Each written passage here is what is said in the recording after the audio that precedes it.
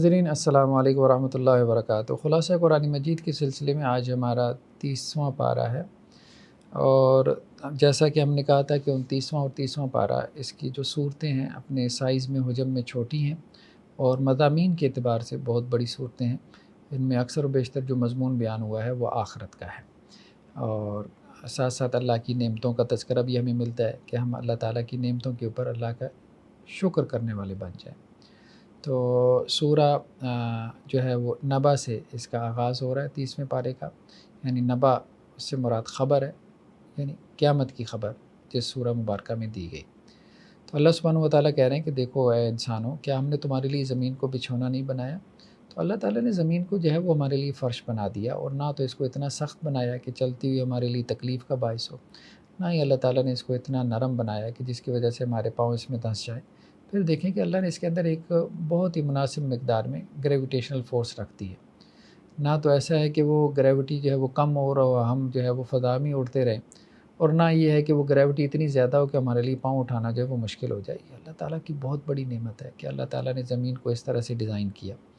والجبال اوتادا، اور پہاڑوں کو ہم نے میخیں بنا دیا، یعنی پہاڑوں کی وجہ سے ہم نے زمین کو سٹیبل کر دیا۔ وخلقناکم ازواجا، اور ہم نے تمہارے جوڑے بھی پیدا کیے۔ جوڑوں کی وجہ سے انسان جو ہے وہ اپنے لائف پارٹنر سے راحت اور سکون حاصل کرتا ہے، اور اسی جوڑے کی وجہ سے پھر یہ نسل ہے جو آگے چل ہے۔ وجعلنا نومکم سباتا، اور ہم نے تمہاری نیند بنائی جو تمہارے لیے آرام کا باعث ہے۔ یعنی انسان دن بھر کا تھکا آ رہا 8 گھنٹے ٹوکری اٹھانے کے بعد ٹوٹ جاتا ہے، پھر اس کے بعد جب نیند لیتا ہے تو نیند لینے کے بعد دوبارہ بالکل فریش ہو جاتا ہے، وہی بوجھ اٹھانے کے لیے، وہی مشقت جھیلنے کے لیے۔ تو یہ نیند اللہ تعالیٰ کی بہت بڑی نعمت ہے کہ ساری تھکاوٹوں کو دور کر دیتی ہے۔ وجعلنا اللیل لباسا، اور اللہ نے رات کو بنایا وہ تمہارے لیے لباس ہے۔ وجعلنا النہار معاشا، اور دن کو بنایا جس میں تم روزی روٹی کا بندوبست کرتے ہو، اس کو اللہ نے روشن بنایا۔ سب اللہ کی نعمتیں ہیں، رات بھی نعمت ہے، دن بھی اللہ کی نعمت ہے، نیند بھی نعمت ہے، پہاڑ بھی نعمت ہے، زمین بھی نعمت ہے، تمہارے جو جوڑے ہیں تمہارے وہ بھی اللہ کی نعمت ہے، اور اللہ نے تمہارے اوپر 7 آسمان بنائے، یہ بھی اللہ کی نعمت ہے۔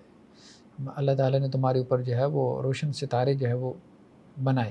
اگر یہ ستارے نہ ہوتے، یعنی ستاروں کی وجہ سے دیکھیں کتنا جمال اللہ تعالیٰ نے، کتنا حسن، کتنی بیوٹی جو ہے وہ آسمانوں میں پیدا کر دی، اور اس سے بھی انسان کو جو ہے وہ بہت زیادہ ایک اندر تک اطمینان کی فیلنگ اور کیفیت محسوس ہوتی ہے۔ اور اگر یہ ستارے نہ ہوتے تو ویسے ہی انسان جو ہے آسمان کی طرف دیکھتا تو دہشت اور خوف کی کیفیت اس کے اوپر طاری ہو جاتی ہے۔ وجعلنا سراجا وہاجا، اور دیکھو ہم نے ایک روشن چراغ بنایا، یعنی سورج بنایا، اور سورج سے کتنی انرجی ہمیں حاصل ہو رہی ہے۔ وانزلنا من المعصرات ماء ثجاجا، اور یہ بادلوں کا نظام کس لیے، کون چلا رہا ہے؟ یہ اللہ تعالیٰ کی ذات ہے جو سورج کی گرمی کی وجہ سے جو ہے وہ پانی بھاپ بڑھ کے اڑ رہا ہے، اور پھر ہوائیں جو ہے وہ اس پانی کو لے کے جو ہے وہ بادلوں کی صورت اختیار کر کے مختلف جگہ پہ جو ہے وہ بارشیں جو ہے وہ برس رہی ہیں۔ یہ سب نظام مونسون کی ہوائیں ہیں جو ہم پڑھتے ہیں سوشل سٹڈیز میں۔ پوری دنیا میں یہ ہوائیں کون چلاتا ہے، اور اسی طرح برسات کا موسم کون پیدا کرتا ہے، اور پھر اس کی وجہ سے فصل، اناج اور غلہ ہمیں ملتا ہے۔ یہ سب اللہ کے بنائی ہوئی نظام ہے، ہواؤں کے نظام، بارشوں کے نظام، ٹھیک ہے، دریاؤں کے، سمندروں کے نظام، سورج کا نظام، یہ سب اللہ تعالیٰ نے ایک سائیکل جو ہے وہ چلا رکھا ہے۔ لنخرج به حبا ونباتا، تاکہ اس سائیکل کے نتیجے میں ہمیں نباتات اور کھیتی، اناج اور غلہ حاصل ہو۔ وجنات الفافا، اور گھنے باغات، یہ سب اللہ تعالیٰ کی نعمت ہے، اور انسان اس کو نعمت سمجھ ہی نہیں رہا۔ وہ یہ سمجھ رہا ہے کہ یہ خود بخود ہو رہا ہے یا اس کی محنت سے ہو رہا ہے۔ بعض اوقات انسان محنت کرتا ہے، نتیجہ ہی نہیں نکلتا۔ تو یہ سب اللہ کے سبب سے، بس اس کو انسان سمجھنے کی کوشش کرے، اور یہ سب کچھ اپنے ارد گرد کے اوپر غور کر کے اللہ کا شکر گزار بندہ بنے۔ یہ کام ہے کرنے والا، اس کی طرف قرآن ہمیں توجہ دلا رہا ہے۔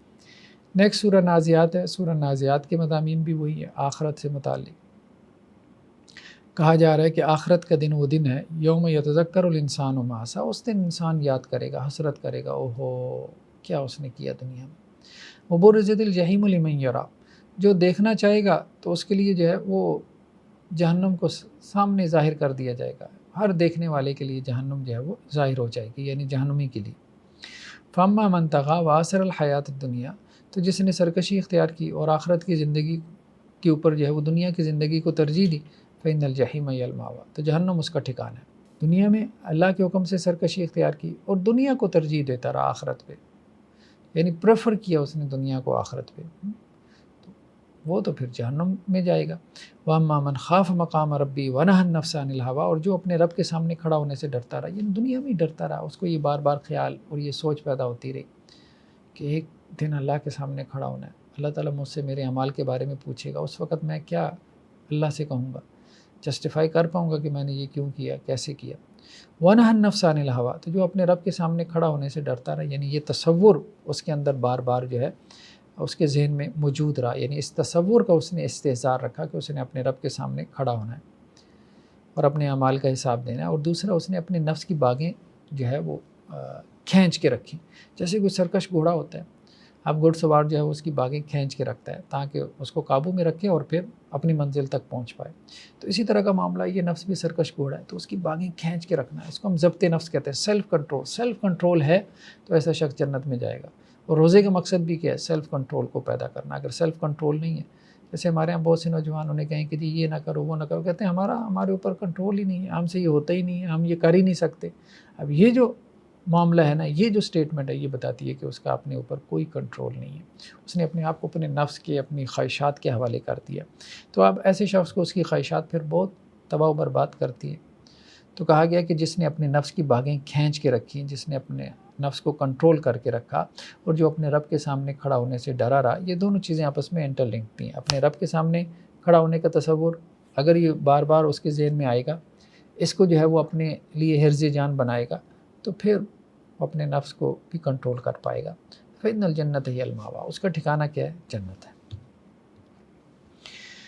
نیکسٹ جو ہے سورہ عبس، اس میں خاص طور پہ قیامت کے دن کا نقشہ کھینچتے ہوئے کہا گیا کہ آخرت میں انسان کے کچھ کام نہیں آئے گا، یہاں تک کہ اس کی آل اولاد، اس کے قریبی رشتہ دار، خونی رشتہ دار، وہ بھی کچھ کام نہیں آئیں گے۔ آخرت میں اگر کچھ کام آئے گا تو وہ انسان کے اعمال ہیں، نیک اعمال۔ دنیا میں کوئی نیکی کام آئے گی، باقی اس کا مال وہ تو سب یہاں پہ کھا پی لیا، بس ہضم کر دیا، یا اللہ کے راستے میں صدقہ کیا تو وہ بھی ایک نیکی بن کے جو ہے وہ آخرت میں کام آ جائے گا۔ تو کہا جا رہا ہے کہ جب وہ آئے گی قیامت، وہ کان پھوڑ دینے والی، یعنی قیامت میں جب سور جو ہے وہ پھونکا جائے گا تو انسانوں کے کان پھوڑ دے گا۔ یوم یفر المرء من اخیہ، اس دن انسان جو ہے وہ اپنے بھائی سے بھاگے گا، وہ امی و ابی، اپنی ماں سے، اپنے باپ سے بھاگے گا، وہ صاحبتی و بنی، اپنی بیوی سے، اپنے بچوں سے بھاگے گا۔ لکل امرئ منہم یومئذ شأن یغنی، اس دن ہر آدمی جو ہے اس کو اپنی فکر لگی ہوئی، وہ اپنے غم میں ہوگا، اسے بیوی بچوں کو بھی پرواہ نہیں ہوگی۔ قیامت کے دن کی ہولناکی ایسی ہوگی کہ نفسا نفسی کا عالم ہوگا، انسان کہے گا کہ بس میری جان، میں بچ جاؤں، بس کسی طرح سے میری جان چھوٹ جائے، میں جہنم سے بچ جاؤں، میں جنت میں چلا جاؤں، باقی سارے جائیں پہاڑ میں۔ تو یہ صورتحال ہوگی، اس لیے کہا گیا کہ جہنم سے ڈرو، آخرت کے دن سے ڈرو کہ جس دن یہ صورتحال ہوگی کہ جن کی خاطر تم اپنی آخرت تباہ کر دیتے ہو، وہ تم سے بھاگتے پھریں گے۔ نیکسٹ جو ہے سورہ تکویر، اس کے اندر اللہ کے رسول صلی اللہ علیہ وسلم کے اوپر جو قرآن مجید نازل ہو رہا تھا تو مشرکین مکہ کہتے تھے کہ یہ معاذ اللہ کا کلام نہیں ہے، یہ تو کوئی شیطان ہے جو آپ کو پٹیاں پڑھا رہا ہے، جو آپ کو جو ہے وہ یہ سب کچھ کلام جو ہے وہ آپ کے القاء کر رہا ہے، آپ کے دل پہ ڈال رہا ہے۔ تو اس کا جواب دیا گیا، انہ لقول رسول کریم، دیکھیں یہ ایک باعزت فرشتے کا کلام ہے، ایک اللہ کی طرف سے ایک میسنجر ہے حضرت جبریل علیہ السلام، یہ وہ لے کے آ رہے ہیں۔ ذی قوت عند ذی العرش مکین، وہ بہت قوت والے ہیں اور عرش والے کے ہاں ان کا بڑا مقام ہے، بڑا درجہ ہے۔ تو ٹھیک ہے، اللہ کے رسول صلی اللہ علیہ وسلم جو ہے وہ خود اس کے خالق نہیں ہے، اس کلام کے، کوئی نہ کوئی جو ہے وہ آ کے آپ صلی اللہ علیہ وسلم کے دل پہ اس کلام کو القاء کر رہا ہے، تو وہ کون ہے؟ وہ حضرت جبریل علیہ السلام۔ مطاع ثم امین، اور آسمانوں میں ان کی اطاعت کی جاتی ہے، بقیہ فرشتے جو ہے وہ ان کی بات مانتے ہیں، وہ فرشتوں کے سردار ہیں، پھر وہ امانت دار بھی ہیں، جو اللہ سے میسج لیا اس میں کوئی خیانت نہیں کی۔ وما صاحبکم بمجنون، اور دیکھو محمد صلی اللہ علیہ وسلم پہ کوئی جنون نہیں ہے، تم یہ کہتے ہو کہ جو محمد صلی اللہ علیہ وسلم کے اوپر کوئی جن آ گیا اور وہ آپ کی زبان سے گفتگو کرتا ہے، معاذ اللہ ثم معاذ اللہ، وَلَقَدْ رَآهُ بِالْأُفُقِ الْمُبِينِ، اور آپ صلی اللہ علیہ وسلم نے حضرت جبریل کو دیکھا بھی ہے، ٹھیک ہے، ایسا نہیں ہے، آپ صلی اللہ علیہ وسلم کی جو ہے یہ سند کنیکٹڈ ہے کہ آپ نے حضرت جبریل کو دیکھا، ان سے ملاقات کی اور ان سے اللہ کا کلام لیا، اور حضرت جبریل نے اللہ کے رسول صلی اللہ علیہ وسلم سے لیا۔ وما هو الغیب بضنین، اور اللہ کے رسول صلی اللہ علیہ وسلم جو غیب کی باتیں ہیں وہ بتلانے میں بخیلی اور کنجوسی نہیں کرتے، یعنی وحی میں جو کچھ ان تک پہنچتا ہے غیب کی خبروں کے حوالے سے، آخرت کے حوالے سے، جنت جہنم کے حوالے سے، وہ سب تمہارے سامنے رکھ دیتے ہیں۔ وما هو بقول شیطان الرجیم، یہ قرآن مجید یہ اللہ کا کلام ہے، یہ شیطان مردود کا کلام کیسے ہو سکتا ہے؟ اللہ کے کلام اور شیطان مردود کے کلام میں تمہیں ڈفرنس نظر نہیں آتا؟ فَأَيْنَ تَذْهَبُونَ، تو کہاں جا رہے ہو، کدھر کا تم نے رخ کر لیا ہے؟ تمہیں جانا تو اللہ کی طرف تھا، لیکن تمہارا منہ جو ہے وہ کسی اور طرف ہے۔ نیکسٹ جو ہے سورہ انفطار ہے، اس کے مضامین بھی جو ہے وہ آخرت سے متعلق ہے، اور خاص طور پہ کرامن کاتبین ان فرشتوں کا تذکرہ کیا گیا جو انسان کے دائیں بائیں ہیں اور انسان کی نیکیاں یا اس کی بدیاں جو ہے وہ لکھنے پہ مامور ہیں۔ کہا جا رہا ہے کہ اے انسان ما غرک بربک الکریم، کس چیز نے تجھے اپنے جو ہے وہ کریم رب کے بارے میں دھوکے میں ڈال دیا۔ یعنی انسان جو ہے وہ اپنے رب کے بارے میں دھوکے میں مبتلا رہتا ہے، اللہ کی نافرمانی کرتا رہتا ہے، نافرمانی کرتا رہتا ہے، اور اللہ سے جھوٹی امیدیں جو ہے وہ لگائے رکھتا ہے۔ ٹھیک ہے، تو یہ نہیں، اللہ کی نافرمانی کرتے ہوئے جو ہے وہ اللہ سے جھوٹی امیدیں نہ لگاؤ۔ ہاں، اللہ کی فرما برداری کرتے ہوئے اللہ سے امید لگا لو کہ اللہ تعالیٰ تمہیں جنت میں داخل کرے گا۔ الذی خلقک فسواک فعدلک، دیکھو اللہ نے تمہیں پیدا کیا، تمہاری نوک پلک سنواری، تمہاری فنیشنگ کی، فی ای صورت ما شاء رکب، جیسی اللہ نے صورت بنانی چاہیے ویسی اللہ نے بنا دی۔ کلا بل تکذبون بالدین، تم آخرت کے دن کو جھٹلاتے ہو۔ وإن علیکم لحافظین، تو دیکھو تمہارے اوپر کچھ فرشتے ہیں، محافظ فرشتے، کرامن کاتبین، بزرگی والے اور لکھنے والے، یعلمون ما تفعلون، جو تم کر رہے ہو وہ جانتے ہیں، اور وہ ہر بات لکھی جا رہے ہیں۔ جو بات انسان اپنی زبان سے نکالتا ہے وہ اس کو لکھ لیتے ہیں، جو عمل انسان کرتا ہے وہ اس کو لکھ لیتے ہیں، تو ہر انسان کا ریکارڈ تیار ہو رہا ہے۔ تو یہ اعمال نامہ قیامت والے دن اس انسان کے ہاتھ میں تھمایا جائے گا۔ تو کچھ لوگوں کو اعمال نامے دائیں ہاتھ میں دیے جائیں گے، وہ جو ہے وہ نیکوکار ہوں گے، کچھ کو بائیں ہاتھ میں ملیں گے، وہ جو ہے وہ فاسق و فاجر و گناہ گار ہوں گے۔ نیکسٹ جو ہے سورہ مطففین، سورہ مطففین کے شروع میں جو ہے وہ ان لوگوں کی مذمت کی گئی ہے کہ جو ماپ تول میں کمی کرتے ہیں۔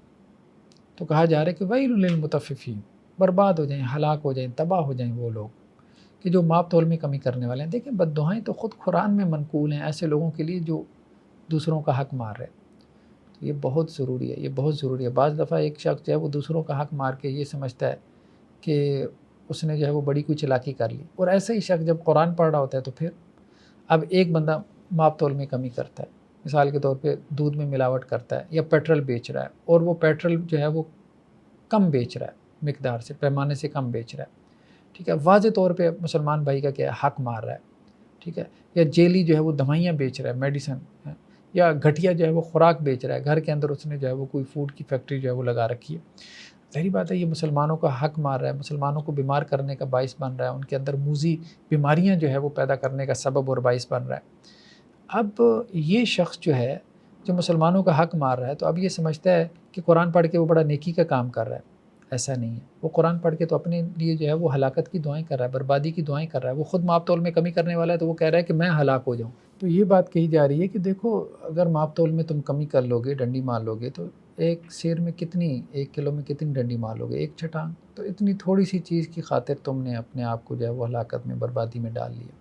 تو دنیا کا تھوڑا سا نفع ہوتا ہے جس کی خاطر جو ہے وہ لوگ اپنی آخرت کو تباہ کر لیتے ہیں، بلکہ دنیا کو بھی تباہ کر لیتے ہیں۔ اب جتنے لوگ کرپشن کرتے ہیں نا، تو وہ کرپشن کر کے وہ سب جو ہے وہ ایسٹ اپنے بینک اکاؤنٹ میں نہیں رکھوا سکتے، گھر میں انہیں پیسہ رکھنا پڑتا ہے، پھر دوسروں کے نام کروانا پڑتا ہے، کیونکہ ظاہری بات ہے کہ پکڑ میں آ جائیں گے کہ اتنی آمدن نہیں ہے، انکم نہیں ہے، تو اتنا ایسٹ کہاں سے آ گیا، تو اس کو جسٹیفائی نہیں کر پائیں گے، تو اب وہ ساری زندگی ایک خوف میں جو ہے وہ گزار دیتے ہیں۔ تو یہ صورتحال ہوتی ہے۔ تو کہا جا رہا ہے کہ یہ جو ماپ تول میں کمی کرنے والے ہیں، کرپشن کرنے والے ہیں، یہ الذین اذا اکتالوا علی الناس یستوفون، جب لوگوں سے جو ہے وہ تول کر لیتے ہیں تو پورا پورا لیتے ہیں، وَإِذَا كَالُوهُمْ أَو وَّزَنُوهُمْ يُخْسِرُونَ، اور جب لوگوں کو ماپ کر یا تول کر دیتے ہیں تو کمی کرتے ہیں، یعنی اپنی جب خود لیتے ہیں تو پورا پورا لیتے ہیں، جب آگے لوگوں کو دیتے ہیں تو پھر وہ کم کر کے دیتے ہیں۔ أَلَا يَظُنُّ أُولَٰئِكَ أَنَّهُم مَّبْعُوثُونَ، کیا ان کا یقین نہیں ہے کہ ان کو اٹھایا جائے گا؟ مطلب انہیں قیامت کا ڈر ہی نہیں ہے، قیامت کا خوف ہی نہیں ہے، انہیں قیامت کا یقین ہی نہیں ہے۔ اگر قیامت کا یقین ہے تو پھر یہ کیسے کر لیتے ہیں، یہ کیسے کر لیتے ہیں؟ لیوم عظیم، ایک بہت بڑے دن میں ان کو اٹھایا جائے گا، یوم یقوم الناس لرب العالمین، جس دن لوگ رب العالمین کے سامنے کھڑے ہوں گے۔ کبھی اس دن کا خیال کریں، لیکن یہ ہے کہ نہیں، خیال ہے ہی نہیں، سوچنا ہی نہیں ہے، کوئی سوچ بھی نہیں ہے، بس ایک رسمی سا ایمان ہے، بس سمجھتے ہیں کہ ہم قیامت کو مانتے ہیں۔ بھئی قیامت کو اگر مانتے ہو، اگر کوئی بات بندہ سمجھتا ہے کہ جی یہاں ٹریفک سگنل کے اوپر جو ہے وہ پولیس والا کھڑا ہے اور وہ مجھے دیکھ رہا ہے، تو اشارہ اس کا توڑے گا؟ کبھی بھی نہیں توڑتا۔ ایک انسان جب سمجھتا ہے کہ یہ آگ ہے، اس میں ہاتھ ڈالوں گا تو جھلس جائے گا، تو اس آگ میں ہاتھ ڈالتا ہے؟ نہیں ڈالتا۔ انسان کو پتہ ہے کہ جی یہ زہر ہے، اس کو پھانک لوں گا تو مر جاؤں گا، وہ پھانکتا ہے؟ کبھی بھی نہیں پھانکتا۔ تو یہ صورتحال ہے نا۔ تو اسی طرح اگر وہ آخرت پہ یقین رکھتا ہے، آخرت پہ ایمان رکھتا ہے، اور سمجھتا ہے کہ یہ اگر اپنے مسلمان بھائی کا حق مارا، غصب کیا، رشوت لی، سود کھایا، یا کسی کا مال میں جو ہے وہ ملاوٹ کی یا مال جو ہے وہ کم کر کے بیچا یا گھٹیا مال بیچا اور قیمت جو ہے وہ پوری لے لی اور اب اپنے مسلمان بھائی کو جو ہے وہ اپنے مال کے عیب کے بارے میں نہیں بتایا، تو اب کیا یہ سمجھتا ہے آخرت میں کوئی اس کو پوچھنے والا نہیں ہے؟ یہی سمجھتا ہے، تبھی تو یہ سب کچھ کر رہا ہے، حرکتیں کر رہا ہے۔ تو یہ قرآن کا انداز بہت جھنجھوڑنے والا ہے۔ نیکسٹ جو ہے وہ سورہ انشقاق ہے۔ سورہ انشقاق کا آغاز جو ہے وہ ایک بڑے ہی یونیورسل ٹروتھ سے ہوتا ہے کہ دنیا کی زندگی مشقت سے بھری پڑی ہے۔ یہاں انسان دنیا میں صحیح بات یہ ہے کہ تھکنے کے لیے آیا، تھک جاتا ہے۔ اللہ تعالیٰ نے یہاں پہ جو آسائش رکھی ہے وہ وقتی اور عارضی ہے۔ تو کہا جا رہا ہے کہ اے انسان انک قادح الی ربک قدحا فملاقی، بے شک تو محنت پہ محنت کر کے، مشقت پہ مشقت جھیل کے اپنے رب سے ملاقات کرنے والا ہے۔ یعنی دنیا میں انسان چاہتا ہے کہ بس مشقت ختم ہو جائے، ایک راحت کی زندگی ہو، بس کھائے پیے اٹھے بیٹھے گپ شپ لگائے، تو ایسا نہیں ہے، ایسا نہیں ہے۔ دنیا میں اللہ نے آزمائشیں رکھی ہیں، مسلمان کے لیے بھی رکھی ہیں، کافر کے لیے بھی رکھی ہیں۔ 8 ارب کی قریب آبادی ہے، اس میں سے تقریباً 2 ارب مسلمان ہیں، تو 6 ارب جو نان مسلم ہیں ان کے اوپر بھی آزمائشیں آتی ہیں۔ ان کے لیے بھی یہ زندگی اسی طرح کی مشقت ہے جیسے مسلمانوں کے لیے مشقت ہے۔ جاپانیز بھی اسی طرح جو ہے وہ محنت کرتے ہیں، چائنیز بھی اسی طرح سے محنت کرتے ہیں اپنا مطلب گزر بسر کرنے کے لیے، جیسے پاکستانیوں کو یا سعودیز کو کرنی پڑتی۔ اللہ نے زندگی کو ایسے ہی بنایا۔ تو اس لیے انسان یہ جو سوچتا رہتا ہے نا کہ اچھا یہ کام ختم ہو جائے، وہ کام سمیٹ لوں، تو پھر میں دین کا کام کروں گا، پھر میں نمازیں شروع کروں گا، پھر میں جو ہے وہ دین کے لیے وقت نکالوں گا، تو یہ کبھی نہیں ہونے والا۔ یہ کام کرتے کرتے انسانوں نے جو ہے وہ مر جانا ہے، دنیا سے چلے جانا ہے، کام کبھی ختم نہیں ہوتے۔ فَأَمَّا مَنْ أُوتِيَ كِتَابَهُ بِيَمِينِهِ فَسَوْفَ يُحَاسَبُ حِسَابًا يَسِيرًا، تو جس کو تو اللہ سبحانہ وتعالیٰ نے اس کا اعمال نامہ جو ہے وہ دائیں ہاتھ میں دیا تو اس کا حساب آسان لیا جائے گا۔ آسان حساب کیا ہے کہ اللہ تعالیٰ اس کا اعمال نامہ دیکھے اور کہیں کہ جا میرے بندے، یہ آسان حساب ہے۔ اور جس سے جو ہے وہ پوچھ لیا گیا ہے، جیسا کہ حدیث میں آتا ہے کہ جس سے اللہ نے پوچھ لیا کہ ہاں بھائی یہ کیوں کیا، بس وہ سمجھے کہ وہ تو پھنس گیا۔ وَيَنْقَلِبُ إِلَىٰ أَهْلِهِ مَسْرُورًا، اور جس کو اللہ تعالیٰ اعمال نامہ جو ہے وہ اس کے دائیں ہاتھ میں دیں گے اور اس کا آسان حساب لیا جائے گا، تو وہ اپنے گھر والوں کی طرف واپس آئے گا اعمال نامہ لے کے بڑی خوشی خوشی کہ میں جو ہے نا وہ پاس ہو گیا ہوں۔ جیسے دنیا میں بچہ جو ہے وہ اپنے پیرنٹس کو بتاتا ہے بڑی خوشی سے کہ جی میں پاس ہو گیا۔ اللہ تعالیٰ ہمیں ان لوگوں میں کرے جنہیں اعمال نامہ دائیں ہاتھ میں دیا جائے گا۔ وَأَمَّا مَنْ أُوتِيَ كِتَابَهُ وَرَاءَ ظَهْرِهِ، اور جس کو اس کا اعمال نامہ اس کی پیٹھ پیچھے سے دیا گیا، فَسَوْفَ يَدْعُو ثُبُورًا، یعنی یہ گناہ گار ہوگا، یہ ناکام ہوگا، نامراد ہوگا، تو وہ تو موت کو پکارے گا، وہ تو کہے گا کہ جہنم میں جانے سے بہتر ہے کہ میں مر ہی جاؤں۔ وَيَصْلَىٰ سَعِيرًا، لیکن جہنم میں داخل ہوگا۔ إِنَّهُ كَانَ فِي أَهْلِهِ مَسْرُورًا، وہ دنیا میں بڑی عیاشی میں تھا، بڑا خوش تھا، مطلب بڑے ٹھاٹ باٹ تھے اس کے، بڑی چہل پہل تھی اور سوشل سٹیٹس تھا، خادم تھے یہاں پہ، بڑے چودھری صاحب تھے یہاں پہ، وہ ملک صاحب تھے یہاں پہ، وہ جو ہے نا وہ MNA تھے یہاں پہ، وہ وزیر تھے یہاں پہ، وہ مشیر تھے، گاڑیاں تھیں، لینڈ کروزرز تھیں یہاں پہ، ان کے جو ہے وہ نوکر چاکر تھے، بڑے بڑے محلات تھے، تو ان کی مطلب جو ہے وہ ایک سے تھی، مطلب جس کو کچھ کہنا چاہتے تھے بس ایک فون کیا تو اپنا کام کروا لیا۔ دنیا میں بڑا خوش تھا وہ، لیکن آخرت میں آ کے جہنم میں گیا۔ دنیا کی زندگی کی خوشی کتنی ہے، وہی ہم نے جو کئی مرتبہ بات کہی ہے کہ 20-30 سال تو کچھ بنتے ہوئے لگ جاتے ہیں، باقی کیا رہ جاتا ہے، 30 سال کچھ بھی نہیں ہے آخرت کی زندگی کے مقابلے میں۔ إِنَّهُ ظَنَّ أَن لَّن يَحُورَ، اور اس کا یقین اور گمان یہ تھا کہ وہ اس نے کبھی کوئی اللہ کی طرف لوٹ کے نہیں جانا، یعنی اپنے عمل سے وہ یہی تاثر دے رہا تھا نا کہ شاید اللہ کی طرف اس نے نہیں لوٹنا۔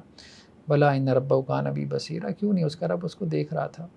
تو آج وہ پکڑ میں آ گیا، آج وہ پکڑ میں آ گیا۔ تو نیک لوگوں کو ان کا اعمال نامہ دائیں ہاتھ میں دیا جائے گا اور وہ بڑے خوش ہوں گے اور اپنے اہل و عیال کو خوشی سے بتائیں گے کہ ہمارا رزلٹ اچھا آیا۔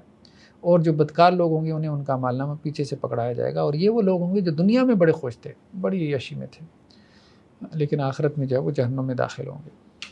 نیکسٹ جو ہے وہ سورہ بروج ہے۔ سورہ بروج کے شروع میں جو ہے وہ ایک واقعے کی طرف اشارہ ہے۔ اسلام کے آنے سے پہلے پچھلی قوموں میں پرانے زمانے میں ایک بادشاہ تھا، جیسا کہ ہمیں تفسیری روایات میں ملتا ہے، تو اس کے پاس ایک کاہن تھا، فارچون ٹیلر۔ تو اس کاہن نے کہا کہ میری عمر جو ہے وہ اب ختم ہونے کو ہے، تو اس نے بادشاہ سے کہا کہ کوئی بچہ جو ہے وہ میرے حوالے کر دو، اس کو میں اپنی کہانت سکھا جاتا ہوں، یہ علم بعد میں تمہیں فائدہ دے گا۔ تو بادشاہ نے ایک بچہ جو ہے وہ کاہن کے حوالے کر دیا۔ وہ بچہ ذہین تھا، وہ کاہن سے جو ہے وہ روزانہ آپ کہہ لیں کہ جی کہانت کا علم سیکھتا تھا، جادو وغیرہ کا علم سیکھتا تھا۔ تو جب وہ کاہن کے پاس آتا تھا وہ بچہ، تو راستے میں ایک راہب جو تھا، راہب اس وقت دینی عیسائیت کے اندر جو نیک لوگ ہوتے تھے، صوفی ٹائپ، ان کو راہب کہتے تھے، تو ایک راہب رستے میں پڑتا تھا، تو وہ اس راہب کے پاس بھی بیٹھ جاتا تھا، تو اس سے بھی اس کا علم سیکھتا تھا، دین کا علم سیکھتا تھا۔ تو یہ بچہ کنفیوز ہو گیا تھا، ایک طرف وہ راہب سے دین کا علم سیکھ رہا تھا، دوسری طرف کاہن سے جادو کا علم سیکھ رہا تھا۔ تو ایک مرتبہ یہ بچہ جو ہے وہ واپس آ رہا تھا، تو اس نے رستے میں دیکھا کہ ایک شیر نے لوگوں کا رستہ روک رکھا ہے، تو اس نے اپنے ہاتھ میں پتھر پکڑا اور اس شیر کی طرف پھینکا اور دل میں یہ خیال کیا اور کہا کہ اگر راہب کا دین سچا ہے تو یہ شیر جو ہے وہ رستے سے ہٹ جائے۔ تو وہ پتھر شیر کے لگا اور شیر مر گیا۔ تو اب اس بچے کی واہ واہ ہو گئی، وہ ایک نابینا اس کے پاس لوگ لے آئے، تو اس نے اس نابینا کے حق میں دعا کی، تو وہ نابینا بھی جو ہے وہ صحیح ہو گیا، صحت مند ہو گیا۔ تو اب اس بچے کے اوپر لوگوں کا اعتماد جو ہے یقین بڑھ گیا۔ تو بادشاہ نے کیا کیا، اس نے کہا کہ ہمارا تو سارا جو ہے یہ بادشاہت یہ تو کہانت کی وجہ سے چل رہی ہے، تو یہ بچہ جو ہے، اور خاص طور پہ یہ جو دین کا نظام ہے، اب ظاہری بات ہے اس سے تو ہمارا نظام جو ہے وہ ختم ہو جائے گا اگر ہم دین کا نظام لے آئیں گے۔ تو اس نے راہب کو بھی قتل کروا دیا، اس نے اس نابینا شخص کو بھی قتل کروا دیا، لیکن بچے کو بھی قتل کروانے کی کئی اٹیمپٹس کی، لیکن ہر اٹیمپٹ اس کی ناکام گئی۔ بالآخر مجبور ہو کے اس نے کہا کہ میں کیا کروں؟ تو بچے نے کہا کہ ایسا کرو کہ ایک مجمع اکٹھا کرو اور اللہ کے نام سے میرے اوپر تیر چلاؤ تو تم مجھے قتل کر پاؤ گے۔ تو اللہ کو تو اس طرح سے نہیں مانتے تھے، لیکن بادشاہ نے یہی کیا، اللہ کے نام سے جو ہے وہ تیر چلایا، تو وہ بچہ تو اللہ کو پیارا ہو گیا، لیکن وہ مجمع جتنا تھا وہ ایمان لے آیا، ان کا یقین اور بڑھ گیا۔ تو اب وہ بادشاہ نے جو ہے وہ کھائیاں کھدوائیں اور ان کے اندر آگ جلوائی، اور جو لوگ ایمان لے کے آئے تھے ان کو ان آگ کے اندر جو ہے وہ جلایا گیا، لیکن ان میں سے کوئی بھی جو ہے وہ اپنے ایمان سے پھرا نہیں۔ تو قرآن نے اس کا تذکرہ کیا۔ پچھلی قوموں کے واقعات قرآن اس لیے بھی ذکر کرتا ہے، خاص طور پہ صحابہ کے اوپر جو تکلیفیں اور آزمائشیں آ رہی تھی دین کی وجہ سے، تو ان کی تسلی ہو کہ پچھلی قوموں پہ بھی آزمائشیں آتی تھیں اور اللہ نے ان کے درجات بلند کیے، اللہ تمہارے بھی درجات بلند کرے گا۔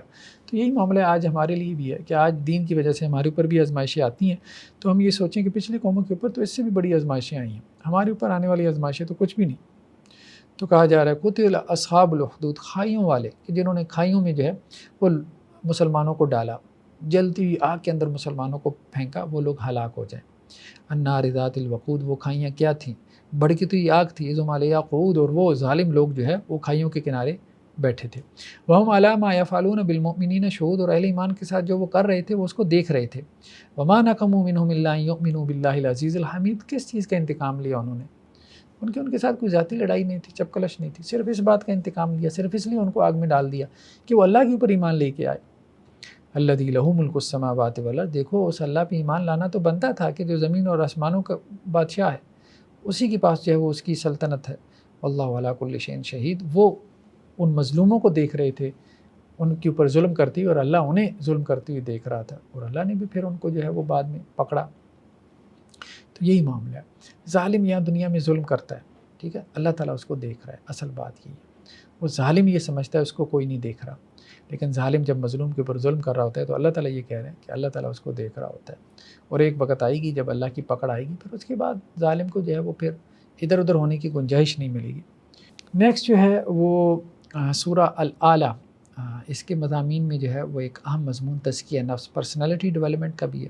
تو کہا جا رہا ہے کہ دیکھو کامیاب وہ ہے، کامیاب کون ہے، جسے ہم کہتے ہیں سکسیزفل کون ہے۔ آج سب کو سکسیس چاہیے، ہمارے یہاں یہ جو موٹیویشنل سپیکرز ہوتے ہیں سکسیس سٹوریز بیان کرتے ہیں، بچے نے محنت کی، گولڈ میڈل حاصل کر لیا، اسسٹنٹ کمشنر بن گیا، یہ ہو گیا وہ ہو گیا۔ تو اللہ تعالیٰ کہہ رہے ہیں کہ اصل سکسیس یہ دنیا کی نہیں ہے، ٹھیک ہے دنیا کے لیے تم محنت کرتے ہو، کرتے رہو، دین نے اس کو الاؤ کیا ہے۔ اصل سکسیس کیا ہے؟ جس نے اپنا تزکیہ کر لیا، ٹھیک ہے، پرسنالٹی کو ڈیولپ کر لیا، اپنے اخلاق کو سنوار لیا، اپنے آپ کو بنا لیا، ٹھیک ہے، اللہ کا بھی اچھا بندہ بن گیا، اور انسانوں کے ساتھ بھی اپنے اخلاق اور رویے اچھے کر لیے۔ وذکر اسم ربہ فصلی، اس نے اپنے رب کا نام لیا، یعنی ذکر کرتا رہا، اپنے رب سے غافل نہیں رہا، اور نماز پڑھی۔ بل تؤثرون الحیات الدنیا، اللہ تعالیٰ کیا کہہ رہے ہیں؟ انسانوں کا معاملہ یہ ہے کہ دنیا کو ترجیح دیتے ہیں، آخرت کے مقابلے میں دنیا کو ترجیح دیتے ہیں، کیونکہ دنیا جلدی مل جاتی ہے۔ والآخرۃ خیر و ابقیٰ، حالانکہ آخرت بہت بہتر ہے اور باقی رہنے والی ہے، دنیا تو ختم ہو جاتی ہے۔ ان ھذا لفی الصحف الاولیٰ، یہ جو نصیحت ہے یہ پہلے صحیفوں میں بھی ہے، صحف ابراہیم و موسیٰ، ابراہیم علیہ السلام کے صحیفوں میں اور موسیٰ علیہ السلام کے صحیفوں میں بھی یہ نصیحتوں میں مل جاتی ہے۔ اپنا تزکیہ کرو، اللہ کو یاد کرو اور نماز پڑھو۔ نیکسٹ جو ہے سورہ غاشیہ ہے۔ اللہ کے رسول صلی اللہ علیہ وسلم کا معمول تھا کہ جمعہ والے دن جمعہ کی نماز میں پہلی رکعت میں سورہ اعلیٰ کی تلاوت کرتے تھے، دوسری میں سورہ غاشیہ کی، تو یہ سنت میں سے۔ تو سورہ غاشیہ میں بھی اللہ تعالیٰ کی نشانیوں کا بیان ہے کہ اللہ تعالیٰ بعض اوقات پچھلی قوموں کے واقعات بیان کر کے توجہ دلاتے ہیں کہ اپنے عمل کو درست کر لو، اور کبھی اپنی نعمتوں کا ذکر کر کے کہتے ہیں کہ اللہ کی نعمتوں کی سبب سے یہ اللہ کے شکر گزار بندے بن جاؤ۔ تو افلا ینظرون الی الابل کیف خلقت، کیا اونٹ کی طرف نہیں دیکھتے اللہ نے کیسے بنایا، اتنا بڑا جو ہے وہ جانور ہے، اس کا قد بت آپ دیکھیں، اور ایک چھوٹا سا بچہ جو ہے وہ اپنے ہاتھ میں اس کی رسی پکڑ کے جو ہے وہ اونٹ اس کی فرما برداری میں پیچھے پیچھے چل رہا ہوتا ہے۔ تو اللہ تعالیٰ نے جو ہے وہ اونٹ کو مسخر کر دیا انسان کے لیے۔ وَإِلَى السَّمَاءِ كَيْفَ رُفِعَتْ، آسمان کی طرف دیکھو کتنا بلند اللہ نے اس کی چھت کو کیا۔ وَإِلَى الْجِبَالِ كَيْفَ نُصِبَتْ، پہاڑوں کو کیسے اللہ نے گاڑ دیا۔ وَإِلَى الْأَرْضِ كَيْفَ سُطِحَتْ، زمین کو کیسے اللہ نے بچھا دیا۔ فَذَكِّرْ إِنَّمَا أَنْتَ مُذَكِّرٌ، اے نبی السلام آپ نصیحت کروائیں، آپ کا کام نصیحت کروانا ہے۔ لَسْتَ عَلَيْهِمْ بِمُسَيْطِرٍ، آپ ان پہ کوئی داروغہ نہیں ہے، تھانے دار نہیں ہے، یعنی زور زبردستی نہیں ہے، لیکن نصیحت کرتے رہیں۔ نیکسٹ سورہ فجر ہے، اور سورہ فجر کی آیات میں اللہ سبحانہ و تعالیٰ نے انسانی رویوں کا تذکرہ کیا، اور انسانی رویے بھی قرآن مجید کا ایک بڑا موضوع ہے۔ تو اللہ تعالیٰ یہ کہہ رہے ہیں کہ فَأَمَّا الْإِنسَانُ إِذَا مَا ابْتَلَاهُ رَبُّهُ، جب اللہ تعالیٰ انسان کو کسی آزمائش میں مبتلا کر دیتا ہے، اور کس طرح سے آزمائش میں مبتلا کرتا ہے، فَأَكْرَمَهُ وَنَعَمَهُ، کہ اللہ تعالیٰ اس پہ اکرام کرتا ہے اور اس کو خوب نعمتیں دیتا ہے۔ فَيَقُولُ رَبِّي أَكْرَمَنِ، تو اب بندہ کہتا ہے کہ میرے رب نے میرے اوپر جو ہے وہ بڑا اکرام کیا، مجھے بڑی عزت بخشی، اللہ کی میرے اوپر بڑی مہربانی ہے۔ تو اللہ تعالیٰ دو طرح سے آزماتے ہیں نا، دے کر بھی آزماتے ہیں اور لے کر بھی آزماتے ہیں۔ تو جب اللہ تعالیٰ دے کر آزماتے ہیں تو اس وقت انسان بڑا خوش ہوتا ہے۔ وَأَمَّا إِذَا مَا ابْتَلَاهُ فَقَدَرَ عَلَيْهِ رِزْقَهُ، اور جب اللہ تعالیٰ اس کو اس طرح سے آزمائش میں مبتلا کرتے ہیں کہ اس کا رزق اس پہ تنگ کر دیتے ہیں، یعنی اس سے کچھ لے لیتے ہیں۔ فَيَقُولُ رَبِّي أَهَانَنِ، تو اب کیا کہتا ہے کہ میرے رب نے مجھے ذلیل و رسوا کر دیا۔ تو یہ بھی ایک ایٹیچیوڈ آپ کو انسانوں میں ملے گا کہ ملتا رہے تو خوش ہیں، نہ ملے تو اب جو ہے وہ ناراض ہیں۔ تو اللہ تعالیٰ کہہ رہے ہیں کہ یہ ٹھیک نہیں ہے۔ بعض اوقات آپ کے ملازم بھی آپ جب تک ان کا کرتے رہتے ہیں، یعنی اضافی طور پہ، تو وہ آپ سے خوش رہتے ہیں، اور جب کبھی آپ اضافی نہ کر سکیں، جو ان کی سیلری ہے بس وہی ان کو دے دیں، تو وہ پھر جو ہے نا وہ آپ سے موڈ بنائے رکھتے ہیں۔ تو اسی طرح کا معاملہ انسان کا بھی ہے کہ اللہ تعالیٰ جو ہے وہ جب رزق تنگ کر دیتا ہے، کھینچ تان کے اس کو رزق دیتا ہے، تو اس وقت وہ شکوے شکایات شروع کر دیتا ہے، اور جب اللہ تعالیٰ اس کو نوازتے رہتے ہیں تو اس وقت وہ بڑا خوش رہتا ہے۔ تو اللہ تعالیٰ کہتے ہیں کہ نہیں، ہر حال میں اللہ تعالیٰ کی رضا پہ جو ہے وہ راضی رہو۔ جب اللہ تعالیٰ نے دیا تو اس وقت خوش تھے، جب اللہ نے تھوڑی دوسری طرح کی آزمائش ڈالی تو اب ایک امتحان میں تو ہو، ایک ٹیسٹ تو ہے تمہارا، اللہ نے تمہیں آزمانا تو ہے، تو اب اس میں پورے اتر کے دکھاؤ۔ نیکسٹ جو ہے سورہ بلد کی آیات ہیں، جس میں اللہ تعالیٰ اپنی نعمتوں کا تذکرہ کر رہے ہیں، اور نعمتیں جتلا کے اللہ تعالیٰ کہتے ہیں کہ اللہ کے شکر گزار بندے بنو۔ تو اللہ قرآن مجید کا بہت بڑا موضوع، بہت بڑا موضوع کہ اللہ کا شکر ادا کرو، شکر ادا کرو۔ اور قرآن بار بار کہتا ہے کہ بہت تھوڑے ہیں جو کہ اللہ کا شکر ادا کرتے ہیں، اور طرح طرح قرآن متوجہ کرتا ہے کہ بس شکر شکر شکر۔ بس آپ یوں کہیں کہ جی قرآن مجید کا خلاصہ اگر ہم بیان کریں تو دو لفظوں میں یوں بیان کیا جا سکتا ہے کہ اللہ کی نعمتوں پہ اللہ کا شکر ادا کریں، اور اس شکر میں جو کوتاہی ہو تو اس پہ اللہ سے استغفار کر لیا کریں۔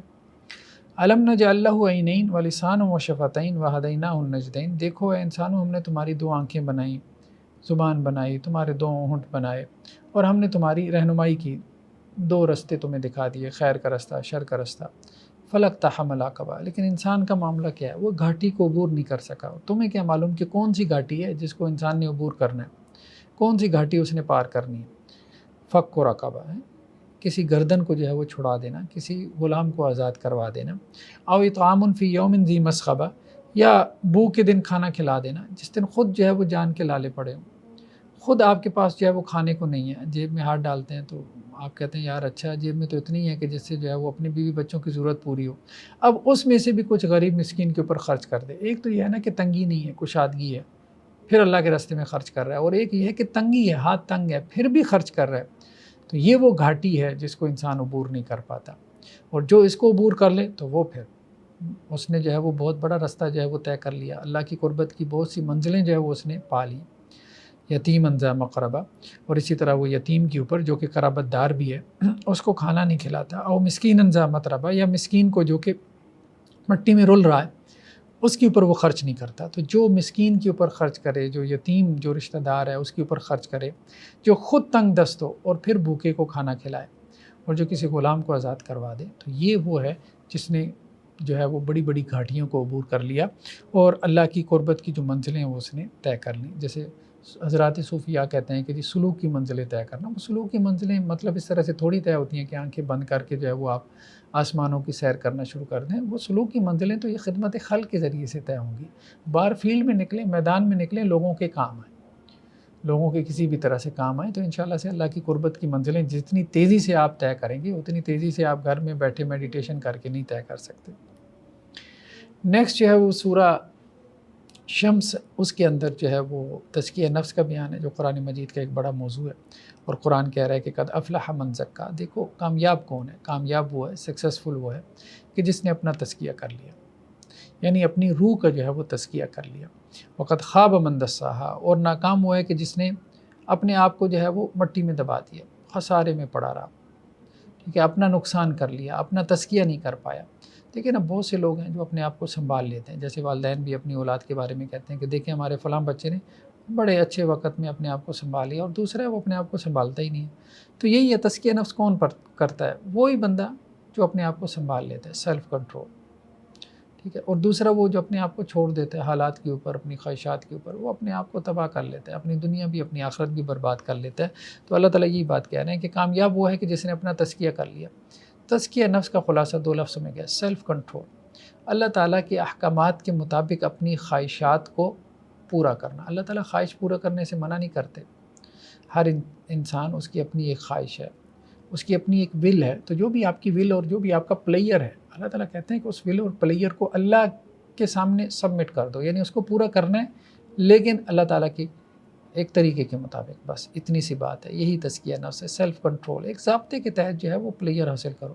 ضابطے سے نکل کے اگر پلیئر حاصل کرو گے تو اپنی دنیا بھی تباہ کرو گے، آخرت بھی برباد کرو گے۔ یہ ایسی ہے کہ جیسے 24 گھنٹے جو ہے وہ گیمیں کھیلنے میں لگا ہے، ٹھیک ہے سپورٹس الاؤ ہے، کوئی حرج نہیں ہے، لیکن 24 گھنٹے ہر وقت کھیل ہی کھیل ذہن پہ سوار ہے، تو ظاہری بات ہے کہ یہ ایک ایب نارمل ایٹیچیوڈ ہے۔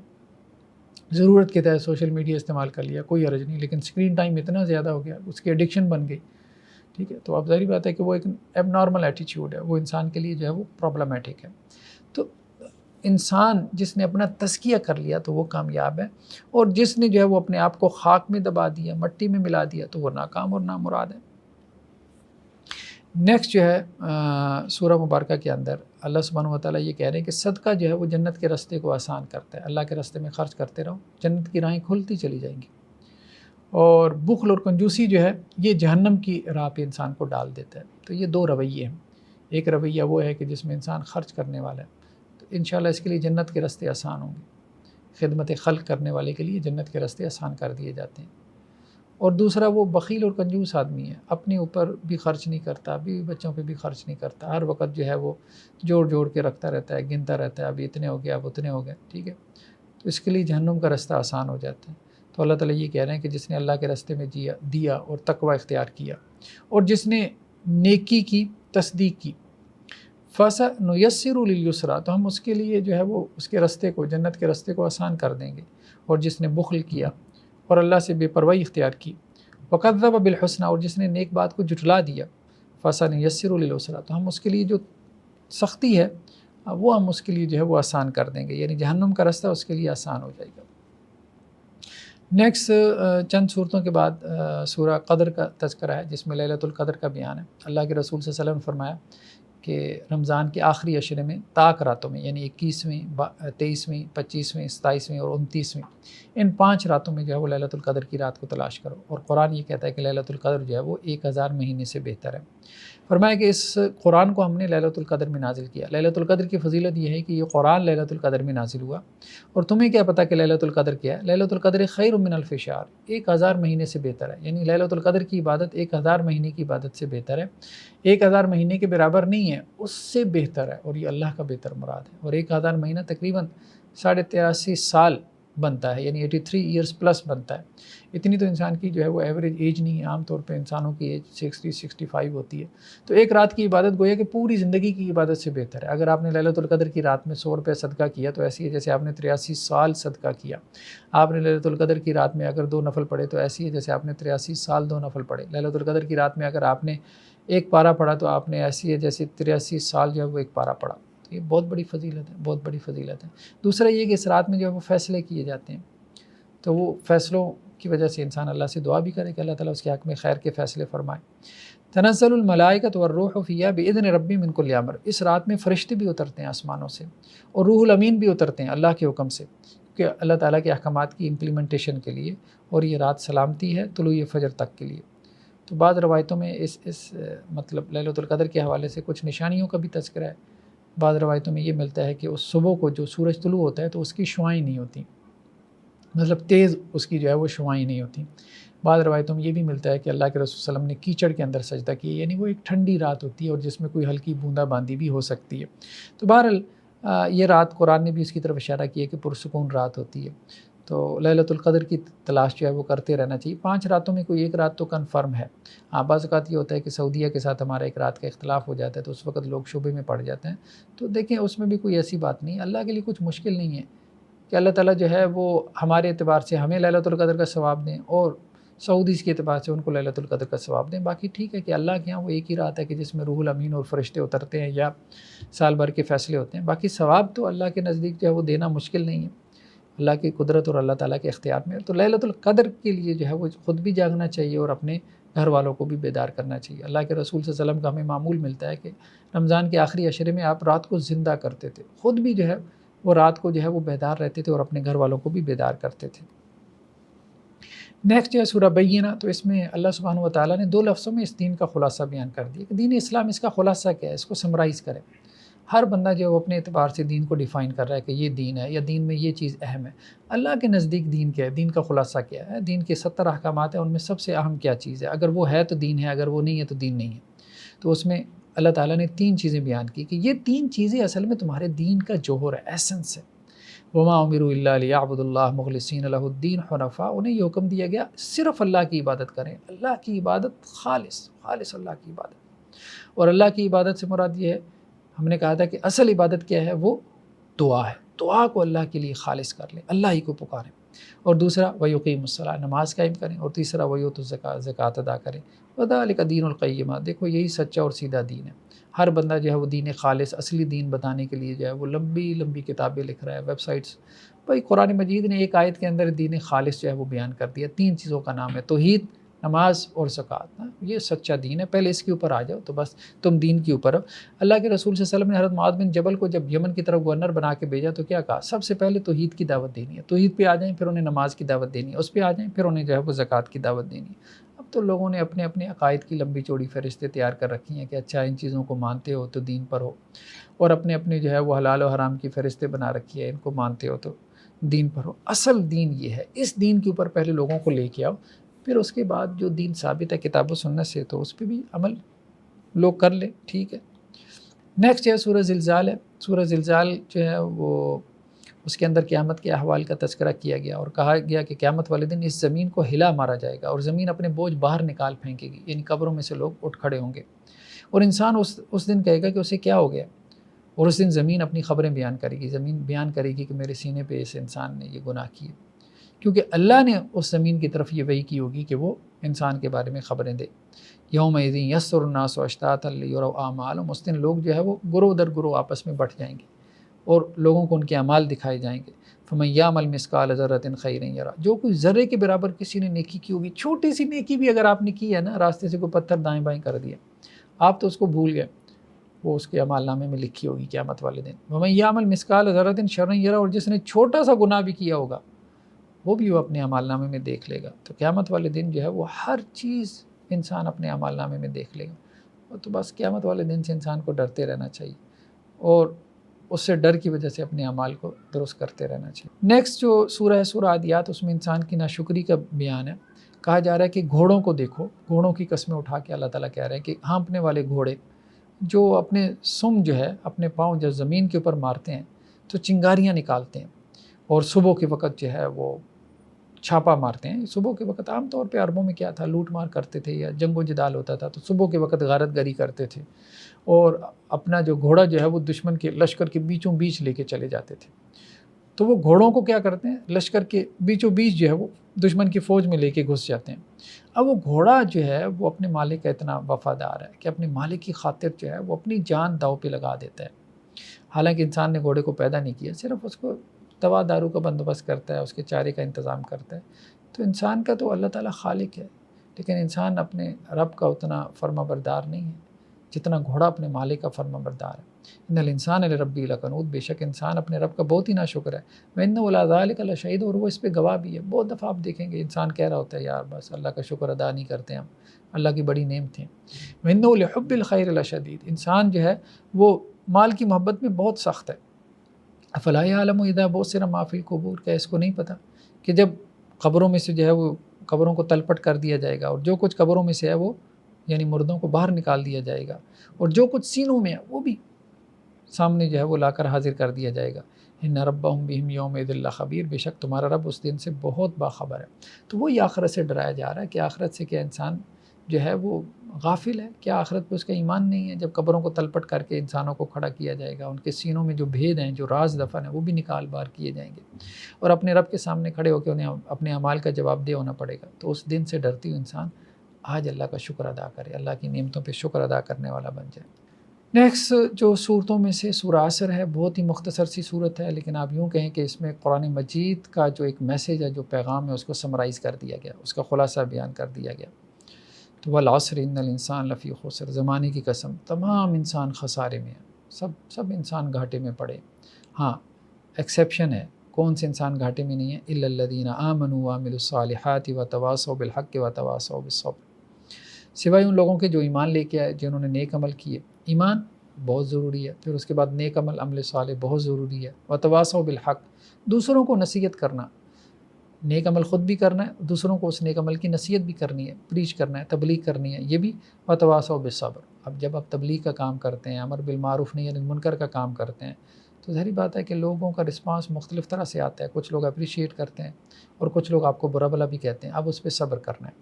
تو صبر کرنا، تو یہ چار کام جو کر لے، ایمان، عمل صالح اور حق بات کی نصیحت کرنا، اور اگر کوئی آزمائشیں آ رہی ہیں اللہ کے راہ میں تو ان پہ صبر کرنا، تو یہ لوگ گھاٹے میں نہیں ہیں، یہ گھاٹے میں نہیں ہے، اس نے جو ہے وہ خسارے کا سودا نہیں کیا۔ باقی سارے خسارے میں، سب انسان خسارے میں، سب جو یہ چار کام نہیں کر رہا وہ خسارے میں پڑا ہوا ہے، وہ نقصان میں ہے، وہ اپنا نقصان کر رہا ہے۔ تو یہ چار کام بہت ضروری ہے، یعنی آخرت میں کامیاب ہونے کے لیے، آخرت میں جہنم سے نجات حاصل کرنے کے لیے، آخرت میں جنت میں داخل ہونے کے لیے جو منیمم آپ کہہ لیں کہ جی کرائیٹیریا ہے، منیمم تو یہ تو کوالیفائی کرنا ہے نا، یہ چار کام تو کرنا ہے۔ ایمان ہے، ایمان کے بعد عمل صالح، کوئی نیک عمل کرنا ہے، نماز پڑھنی ہے، روزہ رکھنا ہے، زکوٰۃ دینا ہے، تلاوت قرآن ہے، صدقہ خیرات ہے، اور پھر اس کی تلقین بھی لوگوں کو کرنی ہے۔ مطلب ضروری نہیں کہ انسان کوئی عالم بنے یا مولوی صاحب ہی بنے اور آدھی دنیا کو جو ہے وہ تبلیغ کرے، مطلب یہ ہے کہ اپنے گھر والوں کو، اپنے دوست احباب کو، اپنے کولیگس کو، اور پھر اس راہ میں جو آزمائشیں آتی ہیں تو ان پہ صبر بھی کرنا ہے۔ تو یہ بہت ضروری ہے آخرت میں کامیابی کے لیے، یہ کم از کم معیار، منیمم لیول ہے۔ نیکسٹ جو سورہ کوثر ہے، اس میں حوض کوثر کا بیان ہے۔ اللہ کے رسول صلی اللہ علیہ وسلم کو ایک نہر عطا کی جائے گی جس کا پانی دودھ کی طرح سفید ہوگا، شہد کی طرح میٹھا ہوگا، اور اس کے جو آبخورے ہوں گے وہ ستاروں کی مانند ہوں گے۔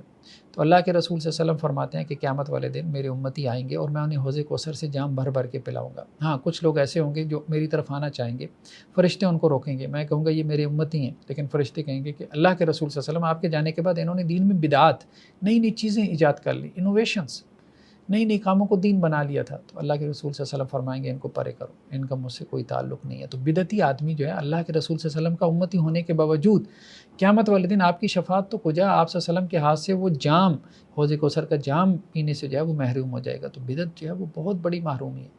تو دین میں بدعت، اس سے بچتے رہنا چاہیے۔ جو اللہ کے رسول صلی اللہ علیہ وسلم نے کیا سنت اعمال، بس وہی ہمارے لیے کافی ہیں، بہت کافی ہیں ہمارے لیے۔ انا اعطیناک الکوثر، اے نبی صلی اللہ علیہ وسلم ہم نے آپ کو نہر کوثر عطا فرمائی۔ فصلی لربک وانحر، آپ اپنے رب کے لیے نماز پڑھیں، قربانی کریں۔ ان شانئک هو الابتر، بے شک آپ کا جو دشمن ہے وہی بے اولاد رہے گا، کیونکہ اللہ کے رسول صلی اللہ علیہ وسلم کے نرینہ اولاد نہیں تھی، آپ کے نرینہ اولاد ہوئی تو بچپن میں ہی بچے فوت ہو گئے تھے، قاسم، عبداللہ۔ تو اسی طرح سے دو اور بچوں کے نام آتے ہیں، طیب، طاہر، اگرچہ اختلاف ہے کہ وہ دو تھے یا ایک ہی کے دو نام تھے، لیکن بہرحال آپ صلی اللہ علیہ وسلم کی نرینہ اولاد جو ہے وہ بچپن میں فوت ہو گئی، تو اس پہ جو ہے وہ کافر بڑی بغلیں بجاتے تھے۔ تو کہا جا رہا ہے کہ آپ کے جو دشمن ہیں وہ بے اولاد رہیں گے۔ اللہ کے رسول صلی اللہ علیہ وسلم کی جو نسبت ہے، آج بھی ہم دیکھتے ہیں کہ آپ صلی اللہ علیہ وسلم کی نسبت سے سید جو ہے، جو فیملی، اگرچہ بہت سارے لوگ ایسے بھی ہیں کہ جنہوں نے جھوٹی جو ہے وہ نسبتیں آپ صلی اللہ علیہ وسلم کی طرف منسوب کر رکھی ہیں، لیکن بہت سے ایسے بھی ہیں کہ جن کی سچی نسبتیں ثابت ہیں۔ تو آپ صلی اللہ علیہ وسلم کا خاندان آج بھی باقی ہے، آپ صلی اللہ علیہ وسلم کی نسل آج بھی باقی ہے، لیکن آپ کے دشمنوں کی نسل کو کوئی جانتا ہی نہیں۔ قرآن مجید کی آخری آیات یہ 3 قل ہم ان کو کہتے ہیں. ایک سورہ اخلاص ہے قل هو اللہ احد، پھر سورہ فلق ہے قل اعوذ برب الفلق، پھر سورہ ناس ہے قل اعوذ برب الناس. اللہ کے رسول صلی اللہ علیہ وسلم کا معمول تھا کہ رات سونے سے پہلے آپ ان تینوں صورتوں کی 3 مرتبہ تلاوت کرتے تھے اور اپنے ہاتھوں میں پھونک مار کے پورے جسم پہ مل لیتے تھے. بلکہ ام المومنین حضرت عائشہ رضی اللہ عنہا کہتی ہیں کہ آپ صلی اللہ علیہ وسلم کا یہ بھی معمول تھا کہ جب آپ بیمار ہوتے تھے تو سورہ فلق اور سورہ ناس کی تلاوت کر کے اپنے جسم پہ پھونکتے تھے، اور جب آپ کی طبیعت زیادہ خراب ہوتی تھی تو میں پڑھ کے آپ صلی اللہ علیہ وسلم کے اوپر جو ہے وہ پھونکا کرتی تھی. تو گویا بیماری کے اندر جو ہے یہ صورتیں ایک مجرب وظیفہ ہے یا نسخہ ہے بیماری سے شفا حاصل کرنے کے لیے. پھر سورہ اخلاص ہے جو توحید کا بیان ہے. اللہ کے رسول صلی اللہ علیہ وسلم کی حدیث ہے کہ اس کو ثلث القرآن کہا گیا، یعنی 1/3 آف دی قرآن، کیونکہ قرآن کے 3 بڑے موضوعات ہیں نا، توحید، رسالت اور آخرت. تو 1/3 قرآن جو ہے وہ اس میں آ گیا، یعنی قرآن کے مضامین اس میں آ گئے. یا بعض اہل علم کا کہنا یہ بھی ہے کہ جو ایک مرتبہ سورہ اخلاص پڑھے تو اس کو 1/3 قرآن یعنی 10 پارے پڑھنے کا ثواب ملتا ہے. تو باہر نماز کی ہر رکعت میں ہم کوشش کرتے ہیں سورہ اخلاص پڑھیں، لیکن اس کے علاوہ بھی جو ہے وہ ہمیں صورتوں کو پڑھنا چاہیے. یہ تو ہمیں قاری صاحب جو ہے وہ آسانی کے لیے پڑھا دیتے ہیں. سورہ اخلاص چھوٹی صورت ہوتی ہے تو ہم ساری زندگی سورہ اخلاص ہی پڑھتے رہتے ہیں. نہیں، نماز کے اندر ہمیں سورہ اخلاص کے علاوہ دوسری صورتیں بھی پڑھنی چاہیے. تو اللہ سبحانہ و تعالیٰ کیا کہہ رہے ہیں؟ قل هو اللہ احد، کہہ دیجئے کہ اللہ ایک ہے، اللہ الصمد، اللہ جو ہے وہ بے نیاز ہے، سب اس کے محتاج ہیں، وہ کسی کا محتاج نہیں. لم یلد ولم یولد، نہ اس کا کوئی باپ ہے نہ اس کی کوئی اولاد ہے. ولم یکن لہ کفوا احد، اور نہ ہی کوئی اس کا ہمسر ہے، کوئی اس کا پارٹنر نہیں ہے. ٹھیک ہے، تو جن لوگوں نے اللہ کا بیٹا بنا لیا وہ بھی اللہ کے اوپر جھوٹ گڑھ رہے ہیں، اور جنہوں نے اللہ کا پارٹنر، اللہ کا شریک بنا لیا، جیسے کوئی بزنس پارٹنر ہوتا ہے تو اسی طرح اللہ کی اتھارٹی میں اللہ کا پارٹنر بنا لیتے ہیں کہ جی اللہ نے اپنے اختیارات ان میں تقسیم کر دیے. یہ بھی اللہ کے اوپر جھوٹ گڑھ رہے ہیں، یہ بھی اللہ کے اوپر جھوٹ باندھ رہے ہیں. ایسا نہیں ہے، بالکل بھی نہیں. نیکسٹ جو ہے وہ سورہ فلق ہے. سورہ فلق میں حاسدین کے شر سے، دنیا میں بہت سے لوگ ہوتے ہیں، آپ کے رشتہ داروں میں بھی جب آپ کو اللہ تعالیٰ اپنی نعمتوں سے نوازتے ہیں، آپ کچھ آگے نکل جاتے ہیں تو بہت سے لوگ جو پیچھے رہ جاتے ہیں وہ آپ سے حسد کرنا شروع ہو جاتے ہیں، جلنا اور کوڑنا شروع ہو جاتے ہیں. تو ایسے لوگوں سے جو ہے وہ پناہ مانگی گئی ہے. پھر ان میں سے کچھ ایسے ہوتے ہیں جن کا حسد بڑھ جائے تو وہ تعویذ گنڈا کرنے پہ بھی آ جاتے ہیں. تو تعویذ گنڈے کے علاج کے لیے بھی سورہ فلق اور سورہ ناس جو ہے وہ تجویز کی جاتی ہے. تو کہا جا رہا ہے کہ اے نبی صلی اللہ علیہ وسلم آپ کہہ دیں اعوذ برب الفلق، میں پناہ مانگتا ہوں صبح کے رب کی، من شر ما خلق، ہر چیز کے شر سے جو اللہ نے پیدا کی. بہت جامع کلمات ہیں، بہت کمپریہنسو ورڈز ہیں. ہر چیز کا شر جو اللہ نے پیدا کی ہے اس میں جو شر ہے اس شر سے میں اللہ کی پناہ میں آتا ہوں. ومن شر غاسق اذا وقب، اور اندھیری رات کے، تاریکی کے شر سے جب کہ وہ چھا جائے. کیونکہ عام طور پہ یہ جو برے اعمال ہیں، جادو ٹونے کے، تعویذ گنڈے کے، رات کی تاریکی میں کیے جاتے ہیں. ومن شر النفاثات فی العقد، اور اسی طرح تعویذ گنڈے کے اوپر، گانٹھوں کے اوپر پڑھ کے پھونکے مارنے والیاں، ان کے شر سے. ومن شر حاسد اذا حسد، اور حاسد کے شر سے جب کہ وہ حسد کرنے لگے. اسی طرح سورہ ناس ہے قل اعوذ برب الناس، میں تمام جہانوں کے، تمام انسانوں کے رب کی پناہ مانگتا ہوں. وہ انسانوں کا رب بھی ہے، کریٹر بھی ہے، پالنے والا بھی ہے، رازق بھی ہے، ملک الناس، بادشاہ بھی ہے، الہ الناس، ان کا معبود بھی ہے، یعنی عبادت بھی اسی کے لائق ہے. من شر الوسواس الخناس، وسوسہ ڈالنے والے اور دبک جانے والے کی جو ہے وہ شر سے. اللہ کے رسول صلی اللہ علیہ وسلم کی حدیث ہے کہ شیطان جو ہے وہ انسان کے قلب کے اوپر جیسے تھوتنی لگا کے بیٹھا رہتا ہے، پھونکے مارتا رہتا ہے، انسان کو وسوسے ڈالے، برے خیالات ڈالے، اس طرف لے کے جائے، ادھر لے کے جائے. بہت دفعہ انسان کے اندر کوئی خواہش پیدا ہو رہی ہوتی ہے، انسان چاہ رہا ہوتا ہے کہ نہیں میں اس خواہش کی تکمیل نہ کروں، اس برائی کی طرف نہ جاؤں، لیکن اسے سمجھ نہیں آ رہی ہوتی کہ یہ کہاں سے پیدا ہو رہی ہے. شیطان کی طرف سے بھی آ رہی ہوتی ہے، انسان کے نفس کی طرف سے بھی آ رہی ہوتی ہے، بعض اوقات شیطان کی طرف سے بھی آ رہی ہوتی ہے. اگر شیطان کی طرف سے آ رہی ہے تو پھر ذکر اذکار کرے. آپ صلی اللہ علیہ وسلم فرمایا کہ جب تک انسان اللہ کی یاد میں رہتا ہے تو اس وقت تک شیطان دبکا رہتا ہے، اور جیسے انسان اللہ کی یاد سے غافل ہو جاتا ہے تو پھر وہ پھونکے مارنا شروع ہو جاتا ہے. الذی یوسوس فی صدور الناس، جو انسانوں کے سینوں میں وسوسے ڈالتا رہتا ہے. تو شیطان کو یہ اختیار تو ہے کہ وسوسہ ڈالے. انسان کو برائی کے راستے پہ شیطان چلا نہیں سکتا لیکن وسوسہ ڈال سکتا ہے. تو اس کے وسوسے سے جو ہے وہ اللہ کی پناہ مانگتا رہے. من الجنۃ والناس، اور یہ شیاطین جنات میں سے بھی ہیں اور انسانوں میں سے بھی. تو اللہ کا شکر ہے کہ آج ہمارا یہ جو 30واں پارہ تھا اس کا خلاصہ جو ہے وہ مکمل ہوا الحمدللہ. تو بہرحال یہ اللہ کی توفیق کے بغیر ممکن نہیں ہے. جیسے آج ہم نے وہ آیات پڑھی ہیں کہ انسان کو اللہ تعالیٰ نے مشقت میں پیدا کیا. لقد خلقنا الانسان فی کبد، انسان کی زندگی ایسی ہے، مشقت بھری زندگی ہے.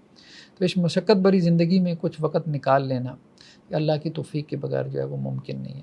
تو اللہ سے بس دعا ہے کہ اللہ تعالیٰ جو ہے وہ ہماری اس نیکی کو قبول کرے، ٹوٹی پھوٹی عبادت کو قبول کرے، اور مزید ہمیں جو ہے وہ اس بات کی توفیق دے کہ ہم قرآن کی خدمت کر سکیں، قرآن کی درس و تدریس کے حوالے سے اپنے اوقات کار کو جو ہے وہ کچھ ہم فارغ کر سکیں اپنے آپ کو. تو بہرحال فارغ کرنا پڑتا ہے. اس دنیا میں انسان جو ہے وہ فارغ نہیں ہے، مطلب دنیا کے کام کاج جو ہے وہ چلتے رہتے ہیں، تو اس کے لیے وقت نکالنا پڑتا ہے. تو بہرحال قرآن کے ساتھ ایک تعلق قائم کریں. تو ہم کوشش کریں گے کہ ہم پورا قرآن مجید بھی جو ہے کسی طرح اس کو بھی جو ہے وہ ہم گزاریں، مطلب اس طرح سے اس کی بھی جو ہے وہ ریکارڈنگ وغیرہ کروائیں، تاکہ جو لوگ قرآن کے ساتھ اپنا تعلق قائم کرنا چاہتے ہیں تو ان کے لیے ایک کانٹینٹ جو ہے وہ میسر آ سکے.